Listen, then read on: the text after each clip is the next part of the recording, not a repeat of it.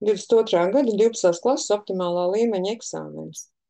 Vektori. Aprēķināt vektoru P ar koordinētēm 3, - 4, 12 moduli. Pārrakstīsim, kas mums ir dots. Vektora koordināts mums ir 3, - 4, 12. Un prasīts viņa modulis. Cik tad viņš būs liels? Ko mums saka formulu lapa? Otrajā lapas pusē formulām ģeometrija telpā vektora modulis ir, skatāmies, pirmā koordinātas kvadrāts plus otrās koordinātas kvadrāts plus trešās koordinātas kvadrāts, un no tā ir izvilkta sakne.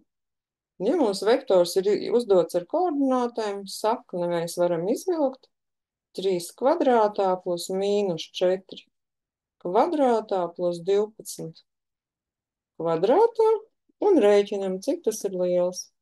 Sakne no 9 plus 16 plus 144. Ja mēs gatavojāmies ilgi eksāmenam, tad jau zinām no galvas. Un sakne no 169 ir 13. Atbildi jāpieraksta. Vektora modulis ir 13. Paldies par uzmanību!